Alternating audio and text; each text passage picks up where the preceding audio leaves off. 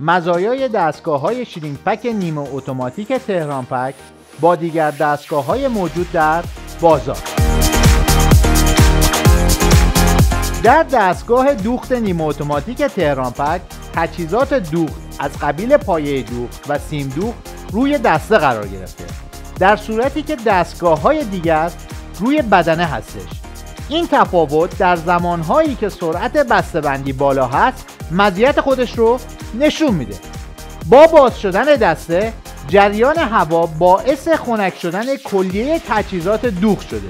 به همین دلیل دوخت با کیفیت یکسان و با یک استحکام انجام میشه. نوار نقاله یا همون کانوایر دستگاه دوخت تهران پک قابل تنظیم و متحرک هستش. ارتفاع ورودی دستگاه تونل حرارتی قابل تنظیم بوده، بلند و کوتاه میشه.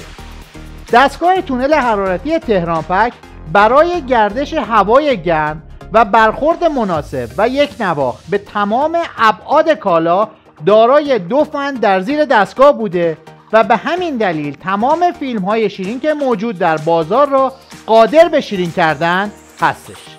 نوار نقاله تونل حرارتی از جنس سیلیکون بوده و همچنین متحرک هستش تا زیر کالا هم به صورت یک نواخت حرارت دهی انجام پذیره. طول تونل دستگاه های نیمه اتوماتیک تهران پک 160 سانتی متر هستش. همین امر امکان استفاده از کلیه فیلم های شیرین که موجود در بازار رو به شما خواهد داد. روی دسته دوخت دستگاه شیرین که نیمه اتوماتیک تهران پک 2 عدد فیکس کننده فیلم شیرین جهت نگه داشتن فیلم تعبیه شده.